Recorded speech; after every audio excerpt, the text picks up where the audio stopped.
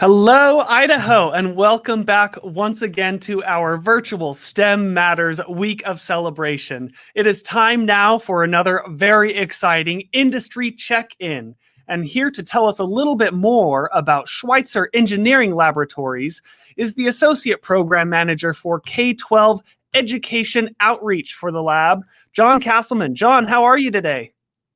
Hello, phenomenally glad to be here. Thanks for the invitation, and looking forward to talking about STEM in the real world, how we apply it, how we use it. Well, I'm so excited to learn more from you. So to kick things off, why don't you tell us a little bit about just what Schweitzer does? Yeah, so at kind of the highest level, and this is our mission statement, but making electric power safer, more reliable, and more economical. We do that is by inventing, designing, manufacturing, and supporting digital devices that protect the power grid. So if you're not super familiar with the power grid, an example of how this might work is when let's say a tree falls down on a power line, what our devices can do. So one in particular called a relay, basically is pinpoint where that fault occurred on the line, because if you live out in the country, it might be more prevalent, but even in town, sometimes say your lights go out, right? Because a tree is down the line. Our device basically pinpoints where that is and communicates that to utilities so they can go and repair the issue. But those devices also do more than that. They just kind of keep an eye on the flow of electricity, the movement of electricity in the grid. One other example, I guess, is arc flashing. So basically, it's when electricity leaps from one area to another, like lightning, and our devices can detect that fault. Right, that's electricity going where it shouldn't be going in milliseconds, and that's the difference between life and death. So it can shut off the electricity wherever that's occurring in order to save a life. So those are just two applications of the work that we do. So it sounds like up at Schweitzer Engineering Laboratories, you're the electronic eyes and ears on our power system. Yeah, that's a great analogy. Eyes, ears, and also the brain, because those devices they communicate with each other, they communicate with different systems, and they can also reroute electricity depending on if there's again there's a danger or something's not working quite right, to keep it all safe, to keep humans safe, to make that line doesn't melt, or depending on what the line is. So yes, the human body analogy is a good one. So you're the eyes, ears, and brain. It sounds like there is a lot that goes into the work of protecting and directing our power system. So tell me a little bit about what STEM looks like at your company. Yeah, STEM is and technology. STEM is everywhere in the company.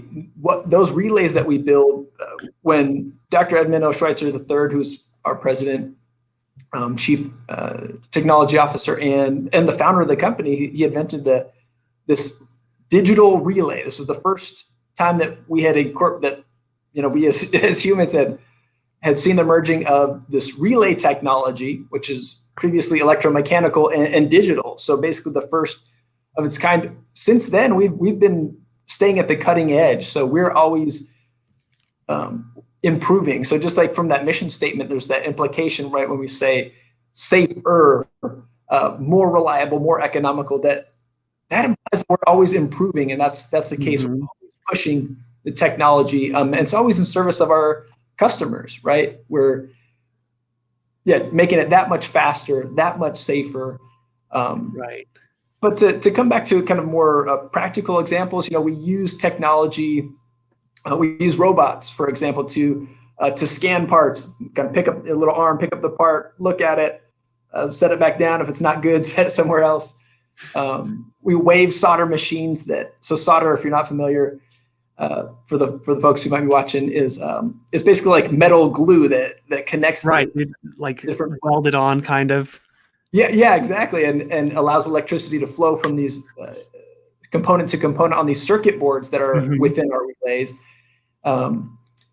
it's just really cool. I call it our solder fall. It looks like a waterfall of like molten metal that we use. So those are just some of the ways that we kind of use technology, but it's just, it's kind of, it's in us. It's who we are. So there's, so many different ways that STEM applies to what we do. Yeah, and that sounds really important. And it sounds like it's not just the specific sort of skills of science, technology, engineering, and math, sort of those learned skills about how electronics work, how a grid system works, and mapping that out. But as you look at the ways that you evolve as a company, continue to improve and find these creative solutions, it sounds like some of these sort of 21st century skills, these creativity and problem solving skills, teamwork, sounds like these are also core components of the work you do up at Schweitzer. Yeah, yep, absolutely. When I talk with engineers, when I talk with our folks in human resources, that's a theme that keeps coming up. So yes, absolutely, we want the best technicians. We want the best engineers, which means they need to have a thorough understanding of those fundamentals, the fundamental scientific principles, fundamental mathematical principles. But that's just one piece. So on one hand, yes, we employee owners here at SEL need to do their job on that technical side of things. But when you come back and you ask, what are some of the problems, or if folks don't work out, why isn't it working out? It comes back to those soft skills you mentioned. So, I just kind of reiterate, working in a team to solve problems. The process of solving a problem is something that's important too, and that you see challenges as that. It's an opportunity to solve a problem. Not to see something as a barrier, but hey, I'm gonna own this. I'm gonna continue to work on it, to find whatever resources I can. And then one other piece that's just important is professional etiquette, basic things like showing up on time, doing what you say you're going to do. Having Right. courtesy for the folks that you work with. Yeah, so let's bring this in for some of the folks who are watching at home. Let's say that I live in Sandpoint, and suddenly the power goes out at my home. And it turns out there's a downed tree that knocked over a power line somewhere along the road. What are some of the aspects that Schweitzer might come in to support fixing the power grid in that instance? Yeah. So this is actually kind of an incredible thing that SEL offers. So one of our customers, like I'd mentioned before, utilities. So in that instance, it would be the utility that goes out to make that fix. But what we do is we are partners with the folks that we get our supply from, and also that we sell to. So if there's ever an instance, let's say that a relay is damaged, and there's been we've got a little hall of fame of damaged relays, whether it's from a snake. A snake found its way into the system one time, and floods, things like that. We go back and our products record what happens. So we go back with that partner and to problem solve, get to root cause. So that's one of the big things that we do, is we figure out what really happened here. Another important piece to all this is that we protect critical infrastructure, and where it really kind of hits home with me is, imagine what happens when a hospital loses power, right? That all of a sudden really kind of hits home. It's like and of course they have their backups too, but there needs to be multiple lines of defense. If somebody's on life support, they do not have electricity, what happens then? So it's vital that we really understand. We've got a product hospital that if there's an issue with our relay, they will hone in and find, just like CSI, right? Like this kind of this detective work that they do to figure out what went wrong, what happened there. And again, always with the sense of trying to improve. Our relays if something goes wrong with the relay, we will replace it for free. We say, it's got a 10-year warranty, but we'll support, we'll support folks whatever way they need. Right. So, John, it sounds like you've got your analysts and electricians and engineers monitoring a system around the clock just to make sure that everything is running smoothly. And then they jump in and work double time to identify any issues once they arise and work with partners, whatever those are, whether those are utilities or other suppliers and users, to alleviate the problem. So it sounds like it's a fully focused team, always on standby, ready to come in and fix and identify any issues with the electrical grid and related utilities. Yeah, I think so it's there's kind of a number of things we do. So on one hand, we invent, we design. That's the engineering part where they go back, they see how things work, they invest. Like I said, they investigate. If something goes wrong, they improve it. There's the engineering services side where they set up these schemes where really it's the relay doing the work in terms of routing power. It's nothing that we have to kind of stand by and monitor because that's what our relays do. Is they really are, when we talked about them being brains, they they really are. They communicate that information to the utility. So we are on standby in the sense that we're always ready to help. I mean, disaster relief is one of the areas that SEL does an incredible job on. When hurricane wildfires, if a customer says, "Hey, we need this tomorrow," right? We move Earth to make that happen, to get them that relay as soon as possible. Awesome. So it sounds like all kinds of skills. Yeah. A lot of different folks working together in a lot of different ways, but toward this common goal that comes back to our mission.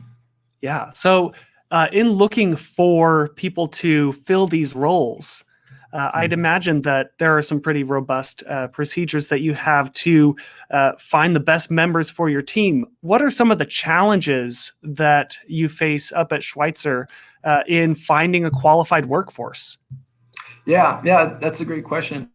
Almost as a baseline, I would say just finding enough folks to fill those spots, to take on those careers. Getting a little more particular, technicians, for example. So technicians, a pretty broad term. So if electronic engineering technicians, finding folks with those skills who, again, understand the fundamentals of electric power, of circuits, how those systems work together, is difficult. There's just not enough folks. Idaho State University has a phenomenal program. We're partnering with LC State to build out and improve their program, specifically regarding electrical engineering technicians, because there just simply aren't enough. With engineers, that's another spot where we want to, as much as possible. First, we want to hire the best, but we also want to hire locally too. And so having folks that here, whether it's here in the Northwest or here in the United States, we much prefer to do that, I think. And so I guess that's one important piece. But even among those folks is just having individuals who have those hands-on skills, who have that intuition around the whatever domain they're in, right? Whether it's mechanical engineering or again, electrical engineering and so on, but just having that intuition around the field that they're in. Yeah, you need someone highly qualified to operate the soldering waterfall. Yeah. Well, so I couldn't go to specifics on that. I don't know exactly what. Yeah, that's outside my realm too. So it sounds like you are partnering pretty strongly with, you mentioned LC State, and boosting education efforts so that you do have that local workforce. So what are some of the ways that you want to see education move forward to fill these roles that you have? Yeah. So I think for us, and I want to say this is true of other employers and also students, is creating opportunities for students to engage with authentic problems, with real world problems. And the times that we've done this, it's been really successful. I'm just thinking about a partnership we have with Lewiston High School. Terry Varnado actually was our extern through the Idaho STEM Action Center externship program. And her classes came to visit, and we gave them a problem that our engineers and technicians were actually working on, that they had not solved yet, but just had formed it in a way that made sense to students. This was her, I think, our fourth year students, her pre-engineering course, strand that she teaches. And it was incredible to see. I mean, they took the problem on, they came up with solutions, and I went back and talked to the individual who had led them from our technical expert, and said, "Hey, how did that ever turn out?" And he said, on a fundamental level, the students pretty much got it. Like they got the idea of it. And so I think the more that we can just make it a normal thing for our communities, our businesses to work together with our schools to give students these authentic problems, having teachers be able to easily converse with an engineer. Hey, I've got a question. Boom, who can I call up and work with? I think those kind of initiatives where we just are working more closely together are really what we'd like to see. Awesome. And you mentioned the externship program. That is an incredible opportunity between the STEM Action Center, Workforce Development Council, and organizations like Schweitzer Engineering Laboratories that places educators and college and career counselors in summer work experiences in STEM fields. And the application's open right now, just a quick plug. But that sounds like it creates a lot of opportunity, maybe not even just for students, but also for industry to learn ways to partner better down the road. Yeah, I think that's absolutely been the case. Finding ways. So for us, we're a customer focused company. I mean, company should be, but that's certainly a really important part of what we do. And so, understanding what teachers want, yes, that's and what students want is really important. But also what we can learn from each other. We're always open to new ways of doing things. There's, just as a kind of a brief example, depending on, so we've had certain situations where, hey, we could use some additional work at manufacturing. So I went up to work in manufacturing for a few weeks during the early part of the pandemic. And the thing that amazed me and was so impressive is just how here I was, not that what in my background is an educator, but how open they were to, hey, how's the process working out, and open to my feedback, my ideas, and just that willingness, I think, is so important. And so that teacher mindset, having that teacher extern, for example, like in Terry, just that they're coming at the problem from a different angle. And if we can solve the problem, in some sense, it doesn't matter where the solution comes from. If it makes sense, it works, it serves the customer, it's safe, it's efficient, then yeah, absolutely. That's how innovation happens. Yeah, and it sounds like potentially some of these problem-solving students might have a future over at Schweitzer Engineering Laboratories, solving those very same problems. Yeah, absolutely. Right. That's kind of almost like a bottom line thing is that we love who take ownership of the problems that they face and are even excited to go after a particular challenge to solve it. The fact that can be anybody, right?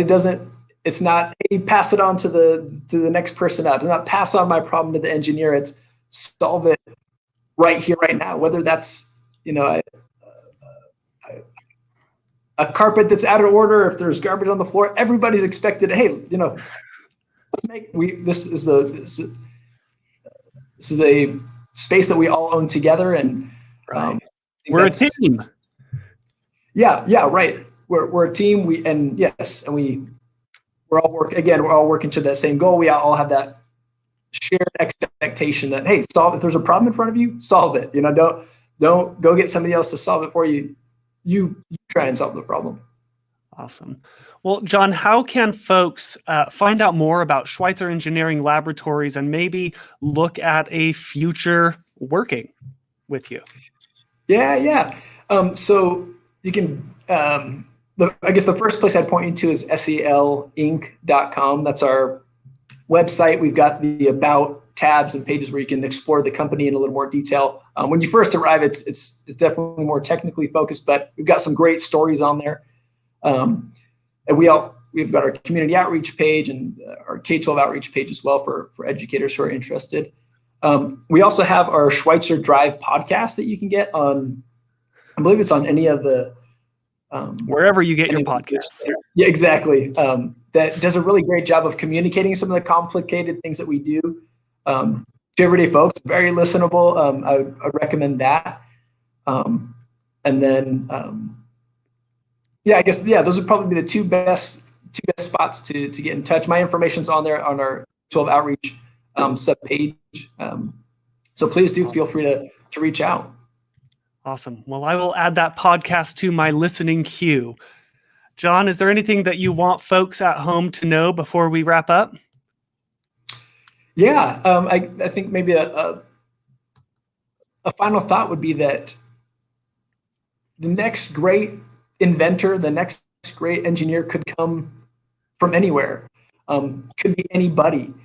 And that's kind of a really inspiring thought, I think. And the more opportunities we can give students, the more opportunities that we have where we can kind of create that spark where they think, hey, maybe I can do this, or oh, I really like this. The more that we can do that, the more that we can connect and show students that this is something that is possible for them. I think that's what's nearest and dearest to my heart in terms of a message that I share, not just as a rah-rah thing, but that I see it. I see it happen all the time, and just know that it's possible. And with your work at the Idaho STEM Action Center, in the work with the Idaho STEM ecosystem, I just see these things happening. It's really exciting to know that this work is that people are working on it. We're getting there. And just the more, the more the merrier.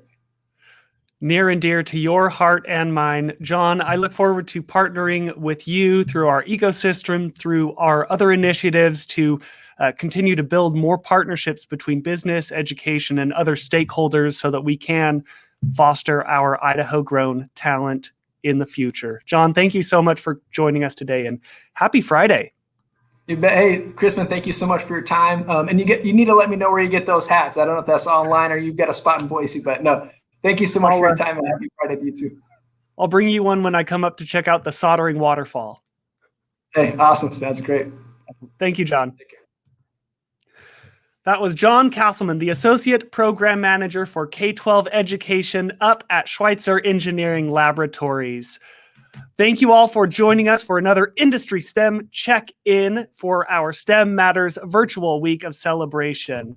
Thank you for joining us all throughout the week. We really appreciate it. Be sure to like and share and just spread the message that STEM matters each and every week, not just this virtual week of celebration. We will catch you in the future. Visit stem.idaho.gov for more information, for highlights of the week, and other opportunities offered to support STEM education and workforce development right here in Idaho. Thank you. I'll catch you next time.